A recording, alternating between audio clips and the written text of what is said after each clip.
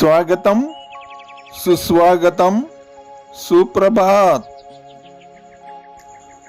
देवियों एवं सज्जनों, जगदीश सोशल मीडिया नेटवर्क में आप सभी का दिल से स्वागत।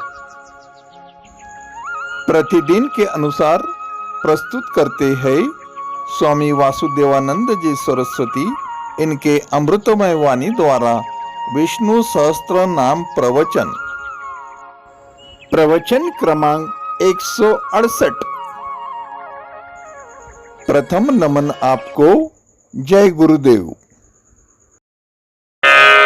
श्री विष्णु सहस्त्रनाम ज्ञान यज्ञ प्रवचन क्रमांक 168, श्लोक क्रमांक 30 और नाम क्रमांक 152।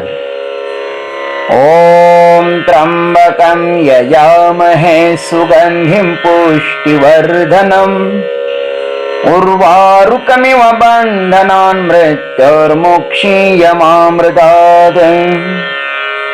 समस्त जन कल्याण निरतं करुणामयं नमामि चिन्मयं देवं सद्गुरुं ब्रह्मविद्वरम्। महायोग पीठे तटे भीमरथ्याम्बरं पुण्डरीकाय दातुं मुनीन्द्रैः समागत्य तिष्ठन्तमानन्दकन्दं परब्रह्मलिङ्गं भजे पाण्डुरङ्गम्।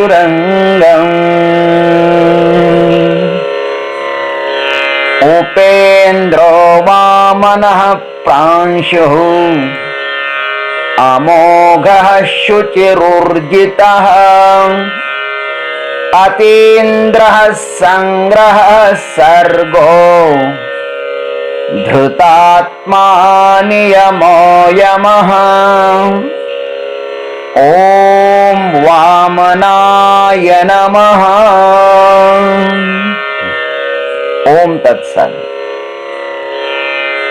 भीष्म पितामह जी महाराज कहते हैं कि हे युधिष्ठिर,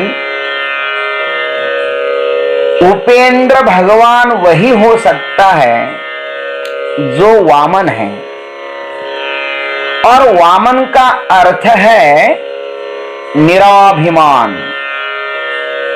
अब यह कहते हैं वामनः, वामन रूप अवतार लेने वाले परमात्मा। भाष्यकार लिखते हैं बलिम वामन रूपेण याचितवान इति वामनः संभजनीयः इति वा वामनः।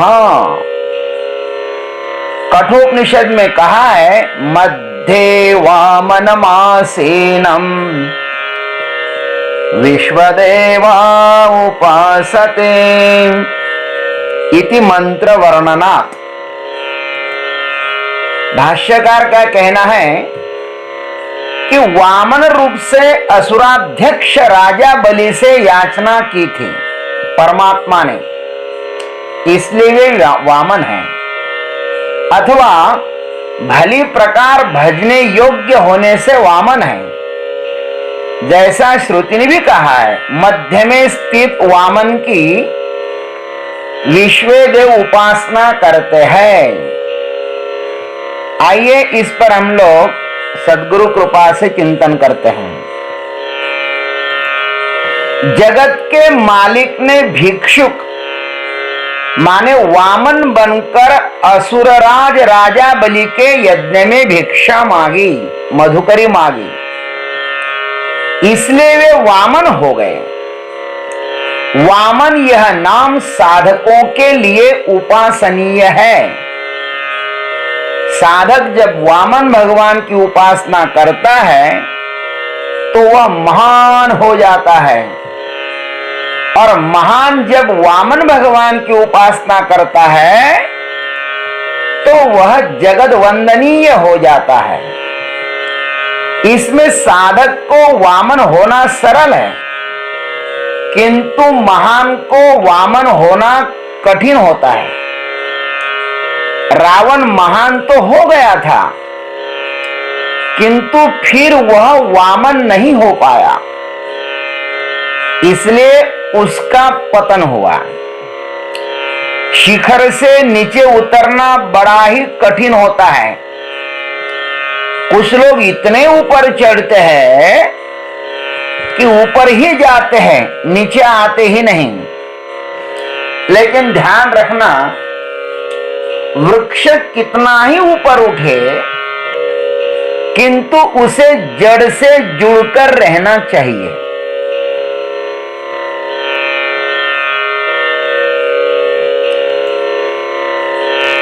यदि वह जड़ से जुड़कर नहीं रहता तो वह तुरंत मरता है।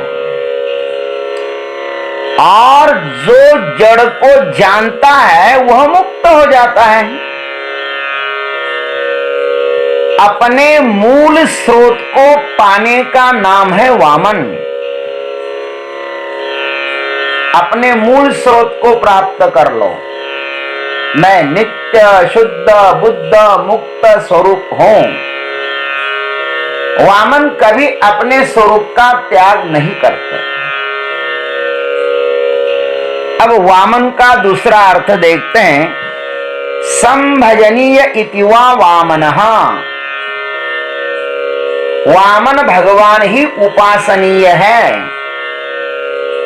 वामन नाम में बहुत से रहस्य छिपे हुए हैं। परम पावनी गंगा जी का उगम कहां से होता है?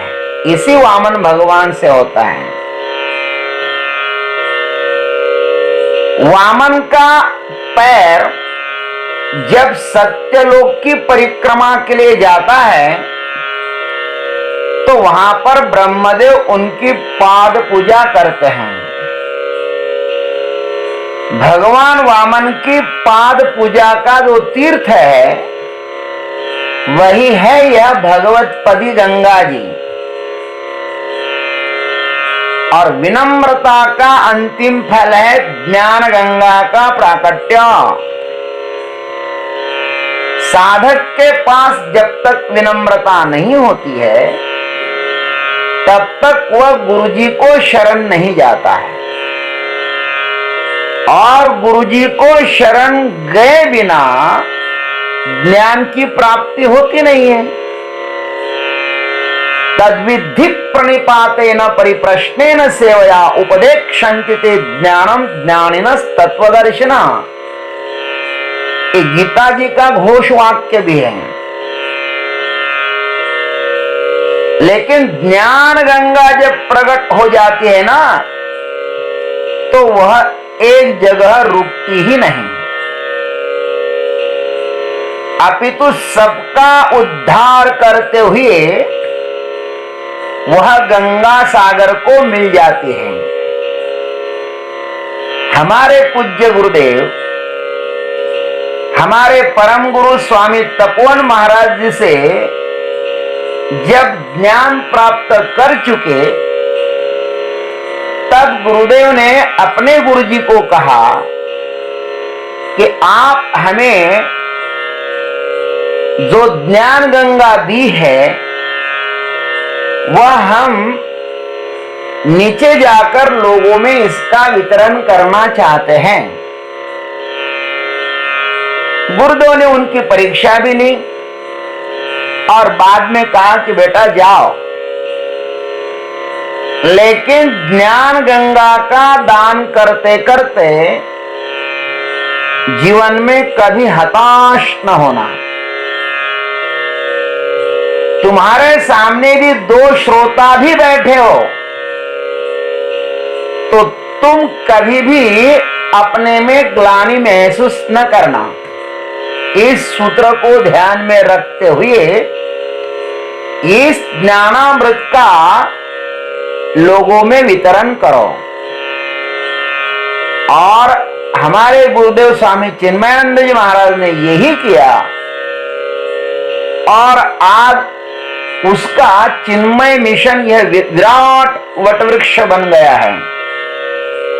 पता नहीं इनकी कितनी शाखाएं हैं और कितने सारे साधक लोग इस वटवृक्ष के नीचे आकर अपनी साधना कर रहे हैं।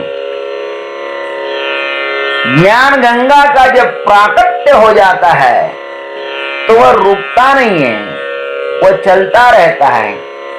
माऊली ज्ञानेश्वर महाराज लिखते हैं, का फेडित पाप ताप पोखित तिरीचे पादप समुद्रा जाय आप गंगेचे जैसे।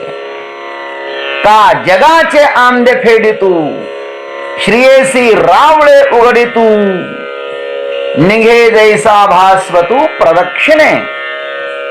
जिस प्रकार गंगा जी का जल स्नान करने वालों को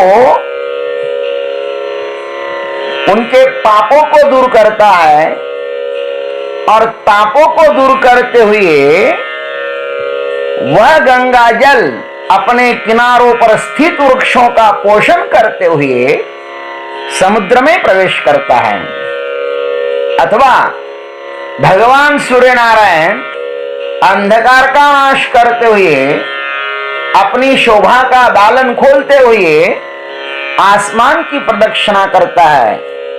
वैसे ही इस महात्मा को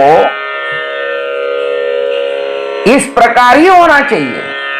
बद्ध को मुक्त करके संसार सागर से डूबे हुए, जो संसार सागर में डूबे हुए हैं, उन लोगों को बाहर निकालते हुए परमात्मा में विलीन हो जाना चाहिए।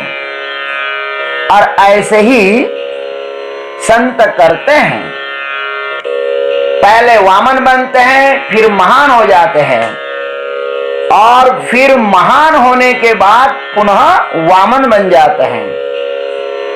वामन नाम ने छोटे से बड़ा कैसे होना और बड़े से पुनः छोटे कैसे बनना, यह हमें सिखाया है। पहले तो उन्होंने राजा बलि का सब कुछ ले लिया और बाद में वे उनके द्वारपाल बन गए। हमें भी अपने उत्थान के लिए इस वामन भगवान की सदैव आराधना करनी चाहिए। साधक का आदर्श यह वामन अवतार ही होना चाहिए। जो वामन हो गया वही महान हो सकता है, वही महान परमात्मा को प्राप्त कर सकता है। यही इस वामन भगवान का अर्थ है। ओम तत्सत। जय गुरुदेव, जय जगदीश्वर, जय जय महाकाल। प्रवचन का अगला भाग लेकर कल सुबह फिर उपस्थित होंगे।